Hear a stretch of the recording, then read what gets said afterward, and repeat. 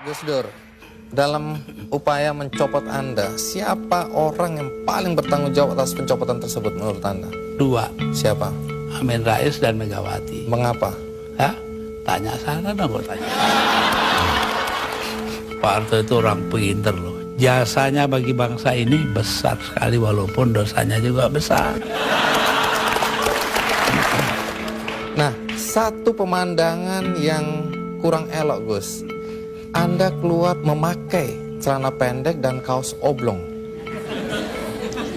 Banyak orang bilang itu tidak pantas sebagai presiden Anda tampil seperti itu.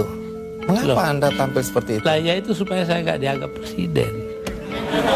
Saya di dunia ini yang pantas pemimpin Indonesia ya, yang pantas jadi musuh saya cuma satu, Mas. Siapa itu? Pak Harto.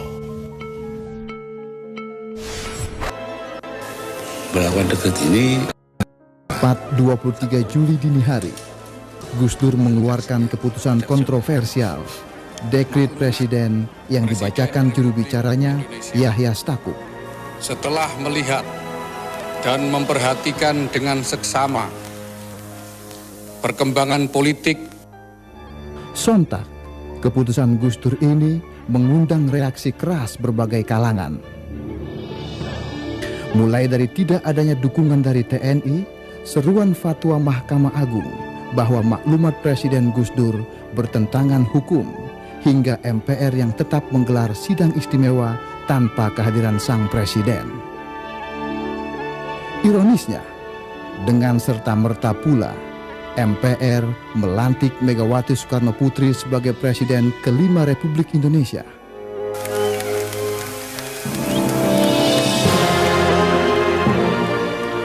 Dan Gus Dur pun lengser dari tampuk tertinggi kepemimpinan di Republik ini. Ya, itu tadi rekaman saat-saat menjelang dicopotnya seorang Abdurrahman Wahid atau Gus Dur secara paksa melalui sidang istimewa MPR pada tanggal 23 Juli tahun 2001. Masih banyak misteri yang menjadi pertanyaan masyarakat hingga saat ini. Untuk itu kita undang Abdurrahman Wahid atau Gus Dur untuk tampil di Kikendi menjelaskan berbagai pertanyaan yang masih mengganjal tadi. Termasuk apakah benar sampai saat ini Gus Dur belum menerima pencopotannya secara paksa tadi? Loh.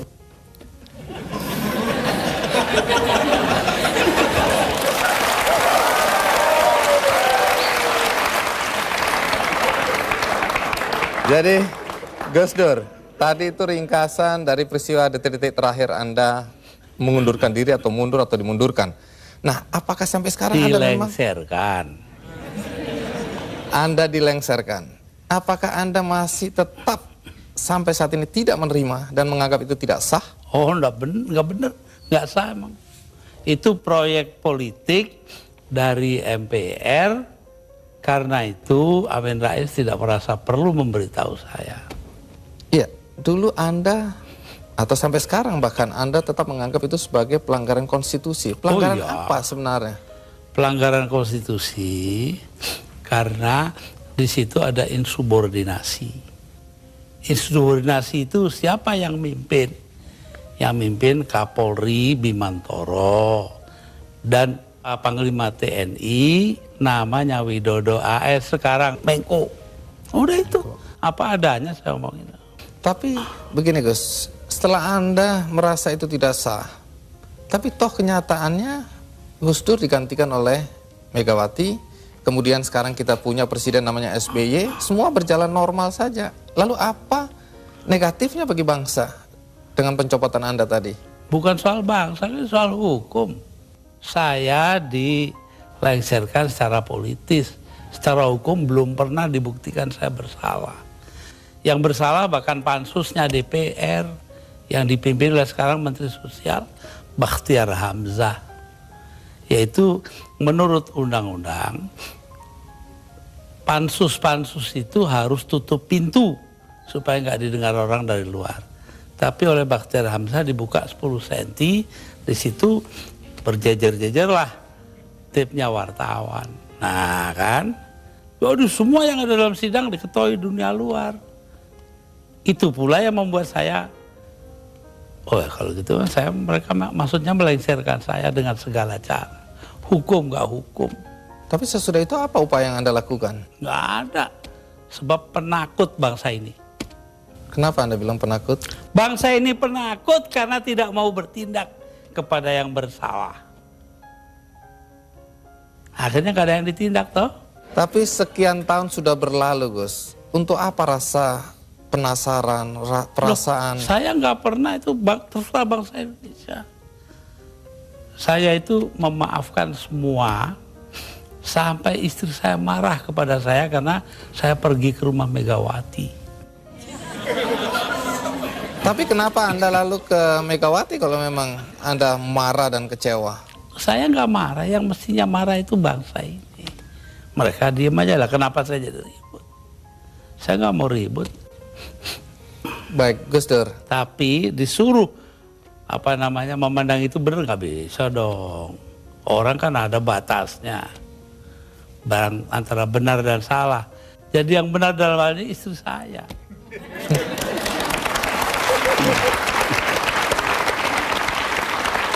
Tapi kenapa Gus Dur nggak mau nurut Tanya sama dia, istri? jangan tanya saya dah. 300.000 orang mas tanda tangan supaya saya jangan berhenti jadi presiden, tahu? Tapi saya bilang, daripada bangsa ini pecah dalam pertempuran, darah mengalir karena saya, mendingan saya lengser aja deh. Nah itu. Tapi omongan ini kan dibilang omongan ngawur, Gus. Karena faktanya ketika Anda bilang nanti jutaan orang akan datang masuk Jakarta, orang-orang dari Jawa Timur. Begitu ditunggu-tunggu nggak datang. Saya yang nahan kok.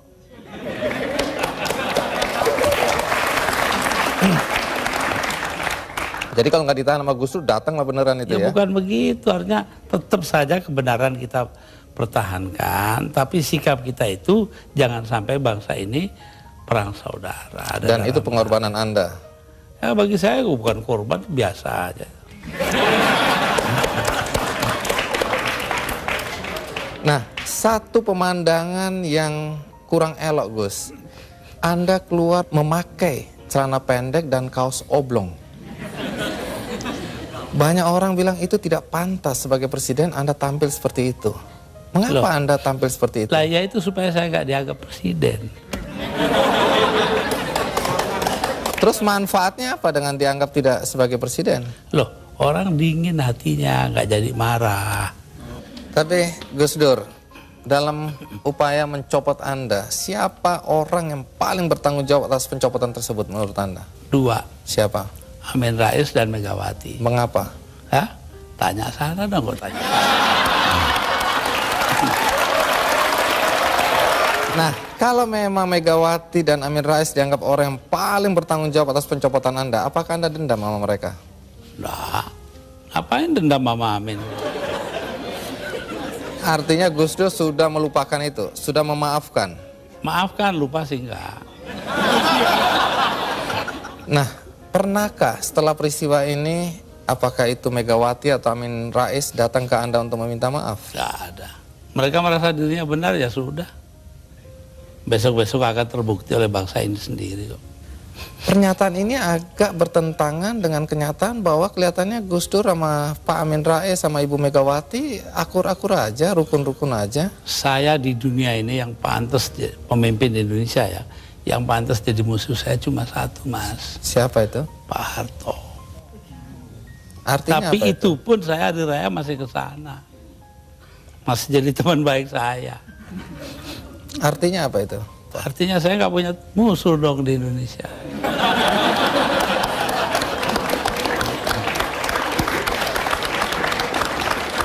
Ada satu hal, kita banyak mendengar bahwa teman-teman dekat Anda dulu menyesalkan kenapa Anda jadi presiden. Anda sebenarnya lebih layak menjadi guru bangsa, nggak usah ikut campur dalam perpolitikan yang nggak jelas itu. Saya diperintah oleh 5 orang sesepuh saya. Itu saja, kalau mereka memerintahkan apa saja masuk api, masuk api. Tanpa perlu berpikir. Tanpa perlu berpikir. Kenapa begitu? Loh, Selain sesepuh saya itu ini kan, orang pesantren disuruh nurut orang tua. itu nggak bisa ditawar itu Gus ya? Nggak bisa ditawar. 5 orang itu, saya nggak sebut namanya.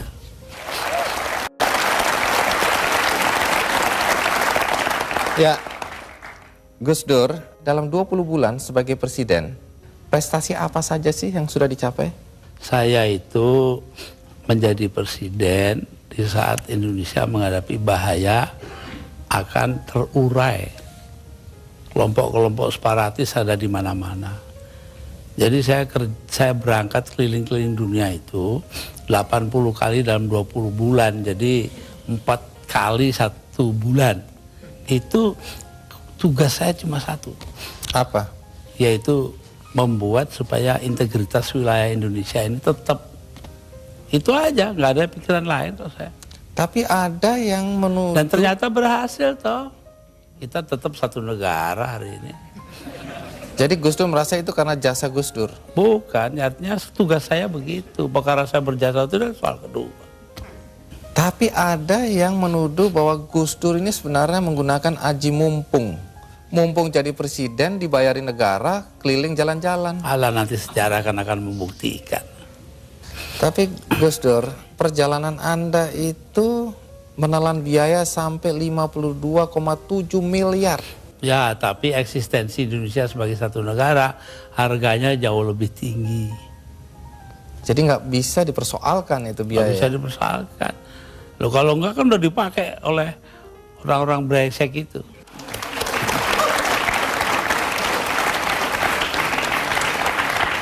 Salah satu yang masih menjadi perdebatan sampai sekarang adalah ketika Gus Dur membubarkan Departemen Sosial dan Departemen Penerangan. Kalau Departemen Sosial dulu, apa alasan persisnya? Sementara banyak orang terlantar yang harus diayomi oleh departemen itu. Persisnya itu. Karena departemen itu yang mestinya mengayomi rakyat, ternyata korupsinya gede-gedean. Sampai hari ini. Kalau membunuh tikus kan tidak perlu membakar lumbungnya. Oh memang. Kenapa Anda bakar lumbungnya? Bukan. Karena tikusnya sudah menguasai lumbung.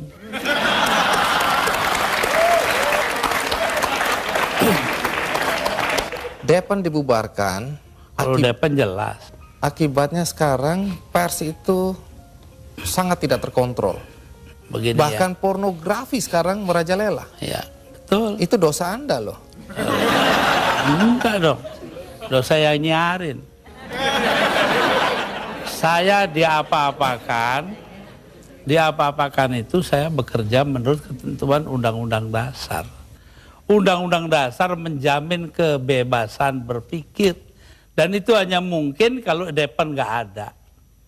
Sekarang nggak ada kebebasan berpikir. Tapi kalau kebebasannya seperti sekarang nggak ada yang kontrol, Gus. Loh, Siapa ya aja bisa. Kita kontrol nanti dong. Siapa yang mengontrol? Ya antara kita aja. Kenapa sih masyarakat juga penting peranannya kok? Memang hanya pemerintah aja. Baik, Gus. Satu lagi hal yang dicatat ketika Anda menjadi presiden dan agak kontroversial, yaitu masalah PKI. Banyak orang begitu khawatir ketika Anda dulu mencabut TAP MPR nomor 25 MPRS 1966. Sebab bertentangan dengan Undang-Undang Dasar, Mas. Tapi itu ada kesan pembelaan Anda terhadap orang-orang ex-PKI Ya, dan keluarganya. terserah, kesan nggak kesan terserah. Apa alasan Yang Anda? terpenting itu bahwa tugas mengucilkan PKI itu bukan tugas negara. Itu yang penting. Apa artinya pemisahan agama dari negara kalau negara ngurusin segala hal? Padahal yang menentang PKI kan cuma beberapa gelintir orang aja. Jadi Anda tetap merasa bahwa apa yang Anda lakukan mencabut TAP MPR itu benar? Benar karena bersamaan dengan Undang-Undang Dasar gitu loh. Kenapa? Karena memang Undang-Undang Dasarnya begitu, mau diapain? Begitu itu bagaimana? Ya melindungi semua. Ya itu hasil daripada 7 abad lamanya kita berpancasila tanpa nama, yaitu yang dinamakan Bhinneka Tunggal Ika. Berbeda-beda tapi satu tujuan. Nah ini yang penting kita ngelihatnya dari situ. Kalau belakangan ini ada kekhawatiran PKI akan bangkit? Kenapa takut? PKI aja ditakuti.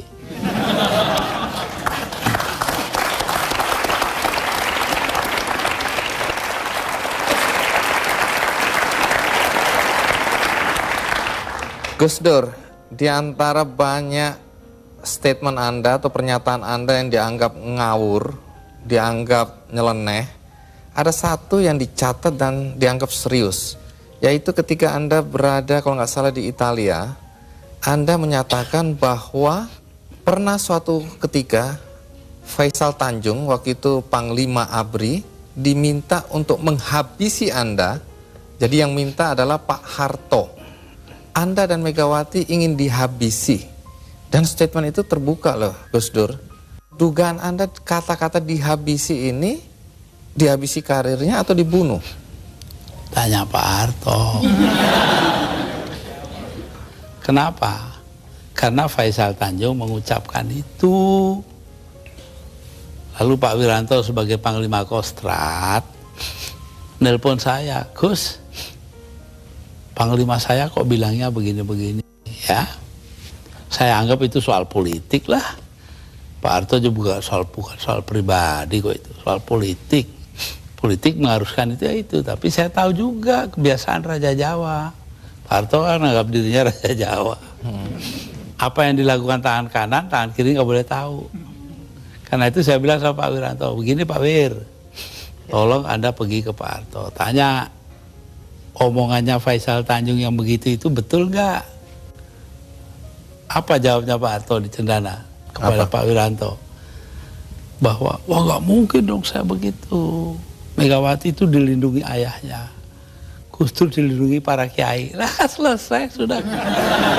Mau soal politik, saya nggak ada dendam pribadi, nggak ada. Malah saya terus terang aja, ini ada Yeni anak saya ini, ikut saya kemarin hari raya pertama hari Sabtu, saya soal Pak Harto, ya maaf-maafan hari raya sudah selesai, terus makan pulang.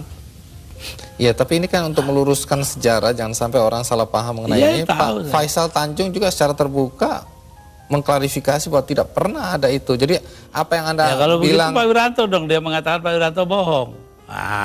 Anda bilang ada operasi naga hijau, naga merah, itu kan orang bilang. Memang ya begitu, saya dengarnya kok. Gus Dur ini ngarang-ngarang aja. Ya saya nyatanya nanti sejarah akan buktikan betul tidaknya itu. Tapi Gus Dur sendiri pernah datang ke Pak Harto untuk mengklarifikasi ini? Nggak perlu ngapain. Tapi dari penjelasan Pak Wiranto memang Pak Harto bilang tidak pernah ada karena tadi itu ya. Kayak kemarin ini, saya ke tempatnya Pak Harto. Sepulang saya dengan suara terbata-bata karena Pak Harto itu sudah banyak lupa. Itu ngomong kepada para ajudannya. Ngomongnya apa? Saya pengen ngomong dengan Gus Dur panjang-panjang tapi nggak bisa. Itu tuh. Coba. Kenapa nggak bisa? Ya karena dia pelupa itu. Terbanyak gak lupa. Pak Harto itu orang pinter loh. Jasanya bagi bangsa ini besar sekali walaupun dosanya juga besar.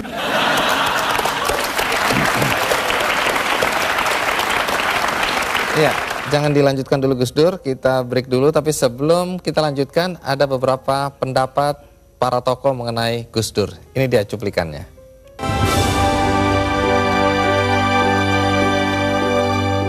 Gus Dur ini manusia yang langka dan kontroversial, aneh, tapi juga jenius. Gus Dur terlalu maju buat Indonesia. Jadi Indonesia sendiri belum siap untuk menerima pemimpin seperti Gus Dur. Maka dari itu terjadi kontroversi karena Indonesia sendiri masyarakatnya memang belum siap untuk memperoleh pemimpin seperti Gus Dur. Di mata saya, Gus Dur adalah pertama yaitu kawan sahabat saya. Karena sebelum jadi presiden saya sudah kenal sama beliau, sering bersama-sama dalam dialog, dalam seminar, sebagai narasumber. Yang kedua, Gus Dur adalah juga atasan saya. Saya senang sebab sebelumnya presiden kita tidak pernah memberikan pernyataan kontroversial, tapi malah bertindak kontroversial dengan korupsi, kekerasan, dan penyembelihan hak asasi manusia. Jadi saya senang ada presiden yang memperjuangkan pluralisme, demokrasi, yang untuk Indonesia dianggap kontroversial.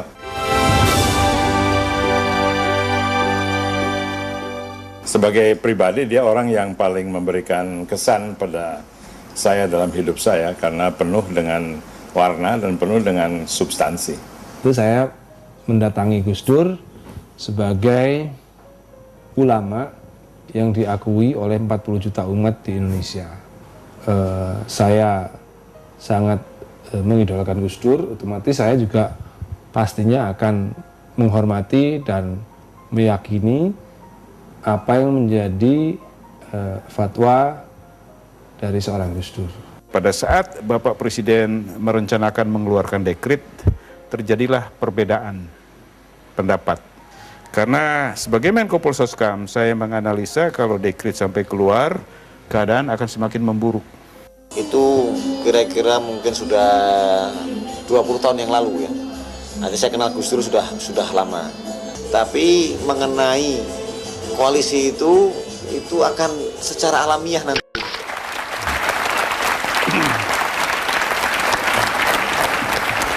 Menjelang 2009, sejumlah nama disebut-sebut sebagai calon presiden.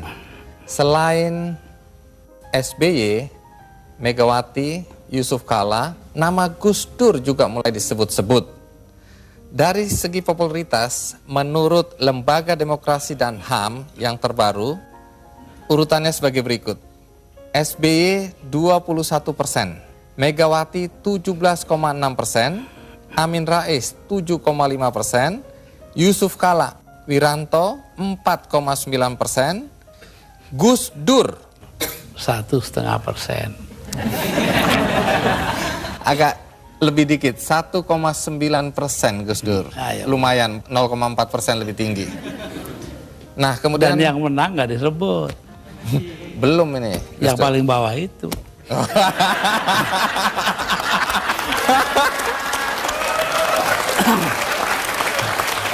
Pertanyaannya, apakah Gus Dur juga berminat mencalonkan diri sebagai presiden pada pemilu 2009 nanti? Saya ini kalau diperintahkan oleh 5 sesepuh, ya saya akan jadi calon. Tanpa tim sukses, tanpa duit. Dulu begitu.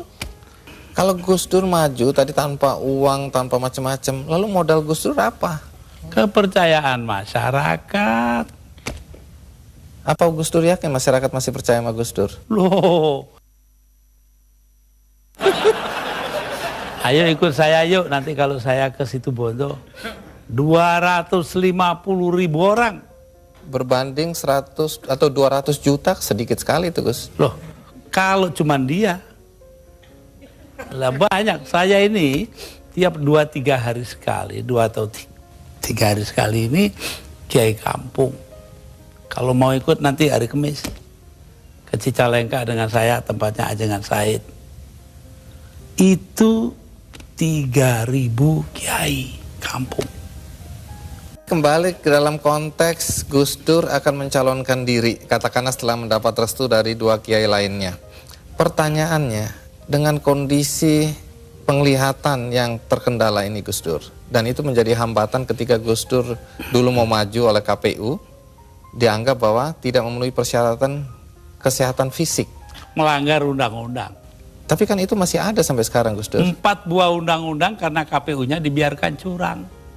Kalau kemudian itu terjadi lagi sekarang ini tahun 2009? Ya biar aja. Rakyat masih ada ini. Tapi Gus Dur berarti nggak bisa maju dong? Apa? Nggak bisa maju karena Terus terkendala saya oleh... nggak butuh maju kok. Orang tua itu kan punya solusi sendiri nanti. Ini sedikit berandai-andai Gus Dur. Kalau akhirnya Gus Dur tidak maju, siapa tokoh yang Anda anggap pantas untuk memimpin bangsa ini ke depan? Lebih dulu tanyalah, apa yang harus diperbuat bangsa kita? Bangsa kita ini paling kaya di dunia, kok jadi paling melarat sekarang? Artinya? Karena korupsi dibiarkan, tidak ditindak.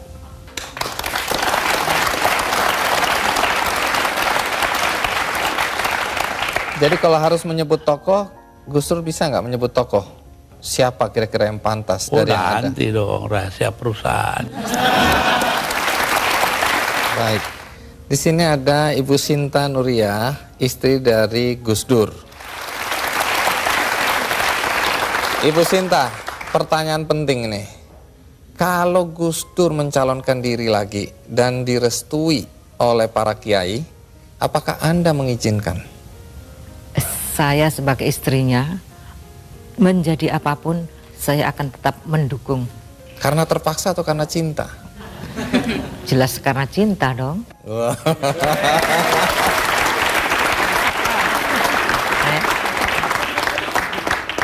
Tapi boleh tahu nggak, mana yang membuat Anda bahagia?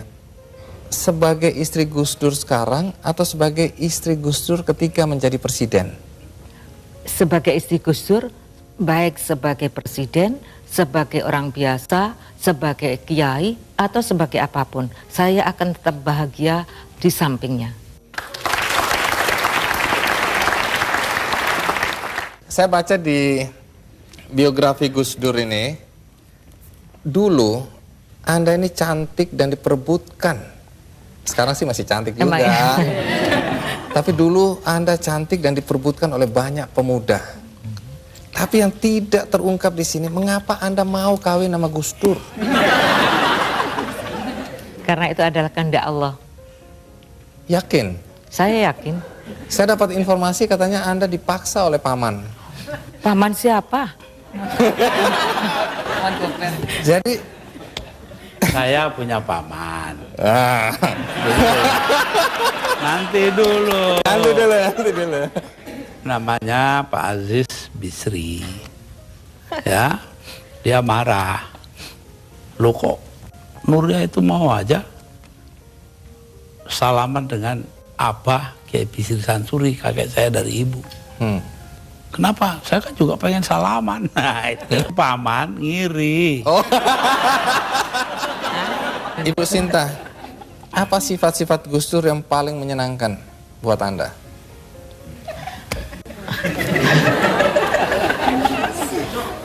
Kok kayaknya susah, apa nggak ada ya? Ya, ngurusnya sih gampang. Makan juga apa adanya, apa saja dimakan. Tambah lagi ya, yang paling menyenangkan Yang saya. menyenangkan dulu. Pada setiap kali saya melahirkan anak, ya, setiap malam kan biasanya anak bangun. Nah itu setiap kali anak saya bangun nangis, maka Mas Dur yang pertama kali bangun, kemudian mengganti popoknya yang kena kencing, kemudian mengangkatnya dan menyerahkan kepada saya. Saya tinggal netein, setelah anak saya tidur, kemudian diambil lagi, ditaruh di box lagi.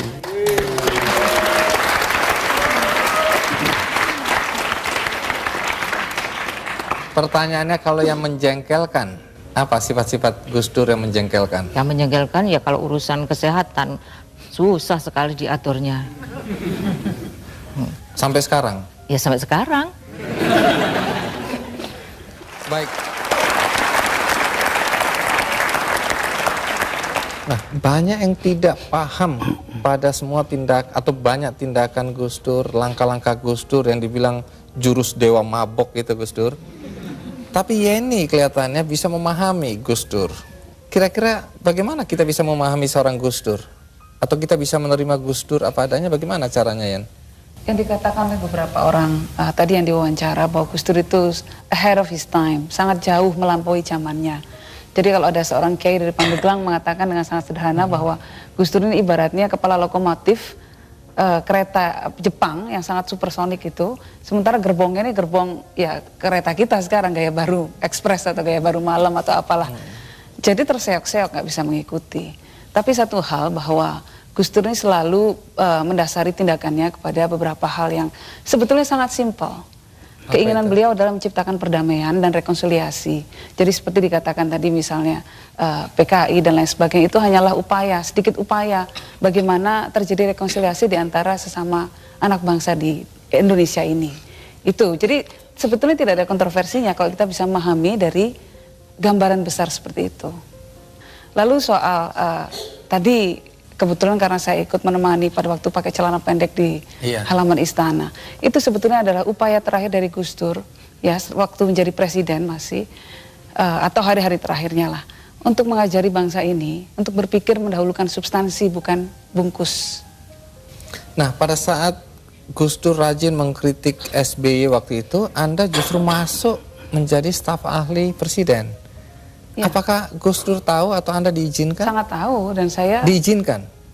Ya. Nggak ada masalah. Itu urusan dia. Tapi kan ini jadi orang bingung ini lihat, loh itu anaknya Ya biar Gus Dur. bingung. Jadi Itu Gus Bapak- Dur tidak pernah ikut campur dalam kehidupan Anda? Tidak pernah. Gus Dur, ada satu misteri yang Anda harus ungkapkan pada kesempatan ini. Yaitu katanya kalau Gus Dur tidur, kita ngobrol, kita diskusi, Gus Dur bangun langsung nyambung. Apa betul itu, Gus? Saya dengarkan apa kata terakhir yang saya ingat ya. Nah tentu mereka belum bicara jauh dari situ-situ aja masih. Jadi karena itu saya, wah disangkanya saya denger.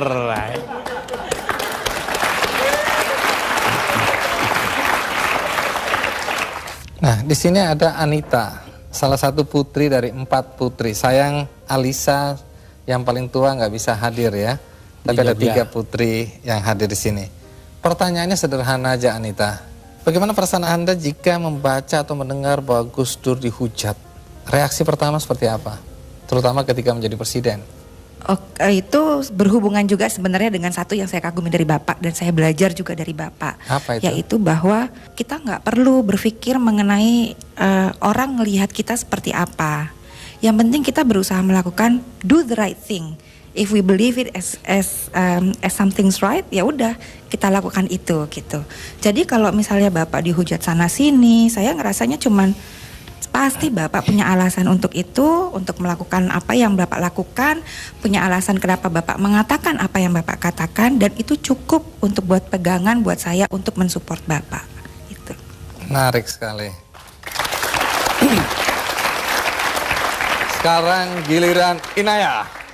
Inaya, enak mana jadi anaknya Gus Dur yang sekarang atau anak presiden? Yang pasti jadi anaknya Gus Dur dalam berbagai kondisi, mau jadi presiden, nggak jadi presiden, mau jadi ketua PBNU, selalu bahagia jadi anaknya Gus Dur, apapun itu.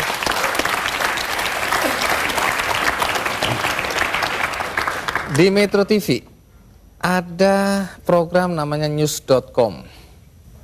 Dan di situ ada figur Gus Pur yang meniru Gus Dur. Apakah keluarga nonton acara itu? Iya. Tiap minggu malam itu selalu ada di situ. Pertanyaannya, bagaimana reaksi keluarga ketika melihat tokoh Gus Pur ini? Marah, jengkel, senang, atau apa perasaannya? Yang saya tahu Pak Handoyo itu, Iya. Pak Handoyo itu sangat kagum pada Bapak. Dan saya sangat melihat bahwa apa yang dilakukan Pak Handoyo itu bukan apa ya, kok dalam bahasa Inggrisnya mocking ya, bukan mockery, tapi lebih karena itu bentuk penghormatannya beliau kepada Bapak. Jadi nggak perlu jengkel, sangat tidak perlu. Oke, baik kalau gitu kita minta. Itu saja kok repot-repot memahami Dokter Handoyo. Kalau gitu kita panggilkan Gus Pur atau Dokter Handoyo.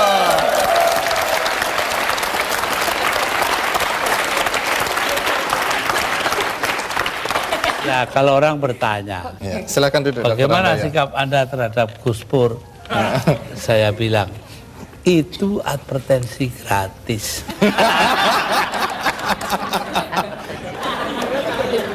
Ibu Sinta, sebenarnya siapa yang lebih ganteng di antara ini? Gus Dur dong. Oh, Gus Dur. Dokter Handoyo ini pengikut advertensi Fuji Film. Lebih indah dari warna asli. Tapi tunggu dulu. Waktu itu saya tanya sama Dokter Handoyo, Anda udah dapat izin belum dari Gus Dur untuk memerankan Gus Pur? Katanya sudah dapat izin. Apa betul, Gus? Ya, anggap aja udah dapet. Habis mintanya pun begitu, ya udah. Tapi sebelum kita lanjutkan, bagaimana kita lihat Dokter Handoyo menirukan Gus Dur menjadi Gus Pur di news.com. Ini dia cuplikannya. Gimana Gus? Kalau berani ya dituntut sana. Gitu aja kok repot. Iya. Jangan bawa-bawa saya ya. Saya tuh nggak ikutan. Saya datang sendiri, wong saya cuma mau silaturahmi. Gitu aja kok repot sih. Kritik itu penting loh untuk kemajuan. Gitu aja kok repot.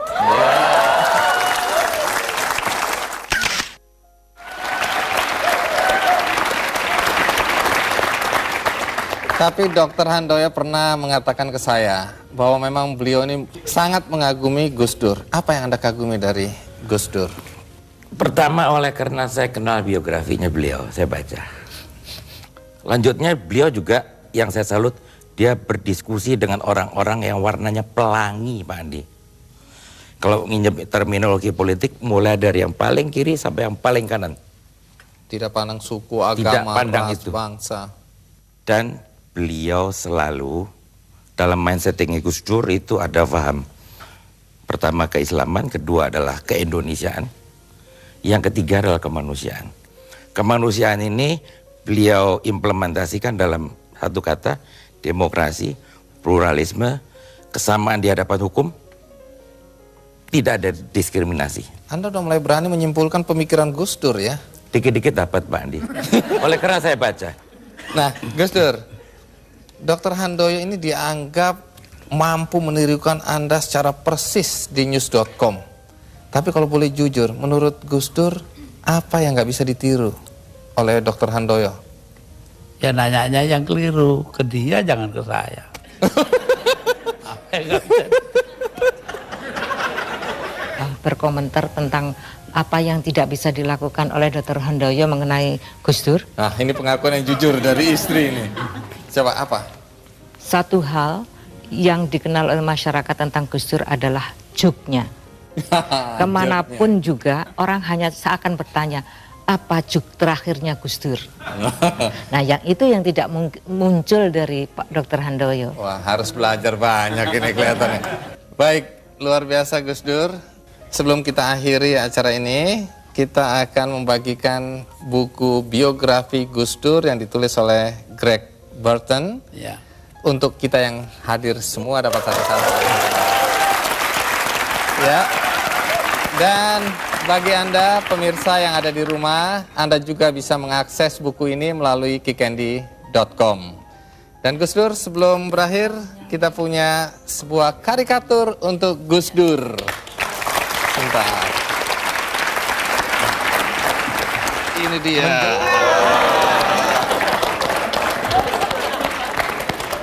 Jadi di sini digambarkan Gus Dur pakai kopiah dengan pakaian silat ya, jawara. Memegang kendi bertulisan Drunken Master. Oke Gus Dur, sekali lagi terima kasih untuk kehadiran Gus Dur di sini. Minta maaf kalau ada guyonan yang nggak pas juga Gus Pur. Ya.